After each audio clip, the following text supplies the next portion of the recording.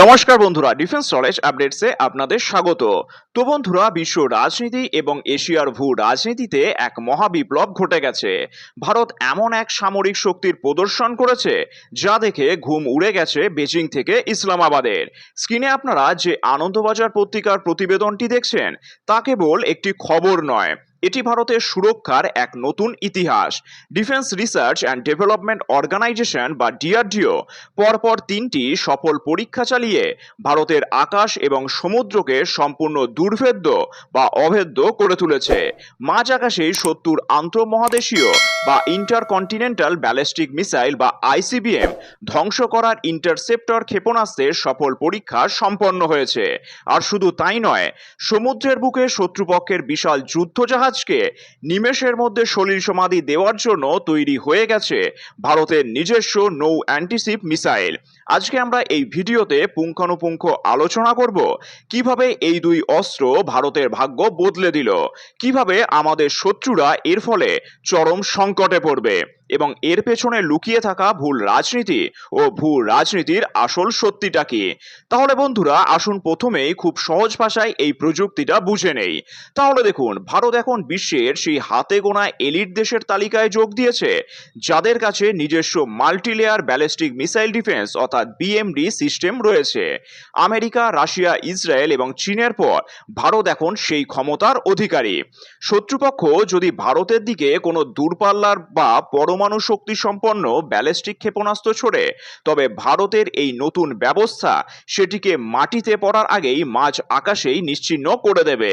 সেই সিস্টেমে দুটি স্তর থাকে, একটি হচ্ছে এক্সো অ্যাটমসফেরিক, যা পৃথিবী বায়ুমণ্ডলের বাইরে মহাকাশের কাছাকাছি শত্রুর মিসাইল ধ্বংস করে, এবং দ্বিতীয়টি হচ্ছে এড্রো অ্যাটমসফেরিক, যা বায়ুমণ্ডলের ভেতরে এসে ক্ষেপণাস্ত্রকে ধ্বংস করে।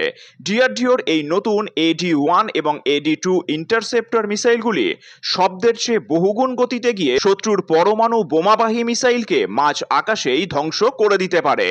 আর একই সাথে ভারত পরীক্ষা করেছে মাঝারি পাল্লার নৌ অ্যান্টিশিপ মিসাইল।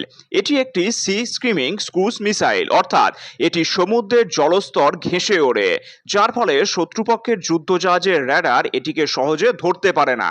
এটি নিখুঁত নিশানা হানাতে পারে এবং শত্রু দেশের যে কোনো বড় ফ্রিগেট বা ডেস্ট্রয়ারকে এক আঘাতেই ডুবিয়ে দিতে পারে।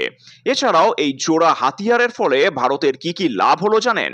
তাহলে দেখুন, আগে ভারতের কাছে রাশিয়ার S-400 বা নিজস্ব আকাশ ও দূরপাল্লার ডিফেন্স সিস্টেম ছিল, কিন্তু ইন্টারকন্টিনেন্টাল বা আন্তঃমহাদেশীয় ব্যালিস্টিক মিসাইল যা 5000 কিলোমিটার তার বেশি দূর থেকে আসে, সেগুলোকে আটকানোর মতন ফুলপ্রুফ শিল্ডের প্রয়োজন ছিল।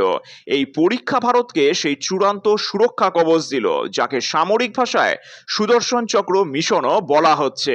আর ভারতের পরমাণু নীতি হলো, আমরা আগে কারো ওপর পরমাণু হামলা করব না, কিন্তু শত্রু যদি আমাদের ওপর হামলা করে তবে আমরা পাল্টা মারব।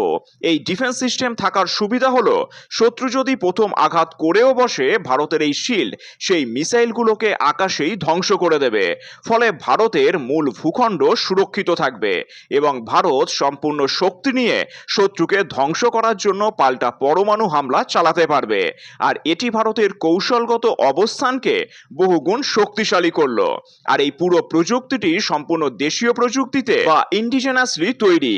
এর ফলে ভারতকে আর হাজার হাজার কোটি টাকা খরচ করে বিদেশি প্রযুক্তির ওপর নির্ভর করতে হবে না। আর এবার আসি আসল খেলায়। ভারতের এই সামরিক শক্তির প্রদর্শন দেখে কেন আমাদের শত্রু দেশগুলোর রক্তচাপ বেড়ে গেছে জানেন? তাহলে দেখুন, পাকিস্তান বছরের পর বছর ধরে ভারতকে হুমকি দিয়ে আসছে যে তাদের কাছে ভারতের যে কোনো কোনায় আঘাত করার মতন ব্যালিস্টিক মিসাইল আছে। তারা ভাবতো পরমাণু বোমার ভয় দেখিয়ে তারা ভারতের বিরুদ্ধে প্রক্সিওয়ার বা সন্ত্রাসবাদ চালিয়ে যাবে এবং ভারত বড় কোনো সামরিক পদক্ষেপ নিতে পারবে না। কিন্তু এখন পাকিস্তান যদি কোনো মিসাইল ছোড়ে, ভারতের মাল্টিলেয়ার শিল্ড তা মাঝ আকাশেই ধ্বংস করে দেবে। অর্থাৎ পাকিস্তানের পুরো মিসাইল আর্সেনাল বা ক্ষেপণাস্ত্রের ভান্ডার এখন ভারতের সামনে স্রেফ খেলা খেলার পুতুলে পরিণত হলো।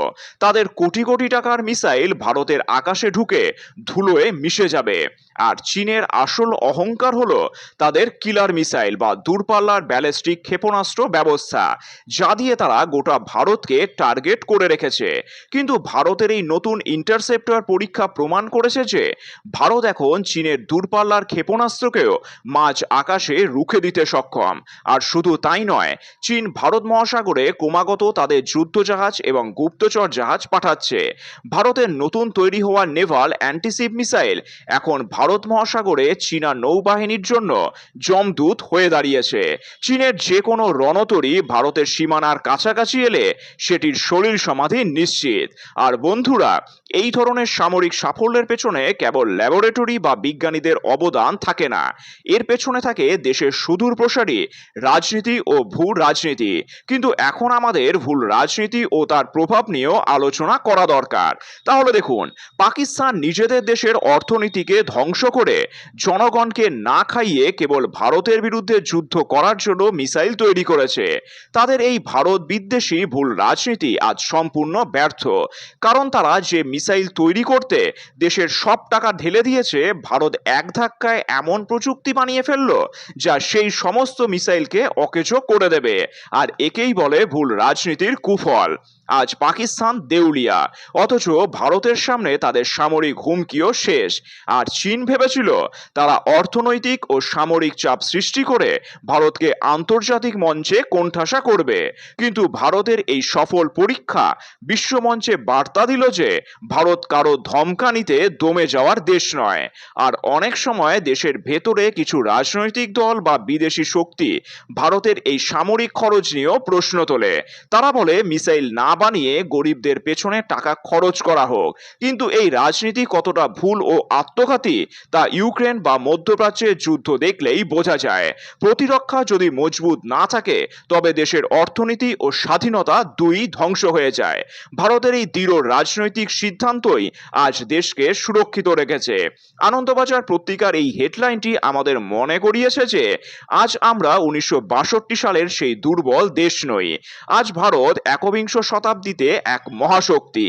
আমাদের বিজ্ঞানীরা প্রমাণ করেছে যে ভারতের দিকে কোনো শত্রু যদি চোখ তুলে তাকায় তবে তার অস্ত্র মাঝ আকাশেই ধ্বংস হবে, আর তার রণতরী সমুদ্রের গভীরে তলিয়ে যাবে।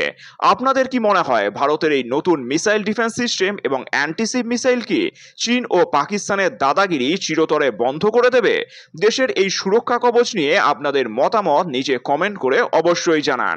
আর ভিডিওটি ভালো লাগলে একটি লাইক করুন, বন্ধুদের সাথে শেয়ার করুন এবং দেশ ও বিদেশের এমন গুরুত্বপূর্ণ ভূ রাজনৈতিক বিশ্লেষণ সবার আগে পেতে এই চ্যানেলটিকে অবশ্যই সাবস্ক্রাইব করে রাখুন। ধন্যবাদ। জয় হিন্দ।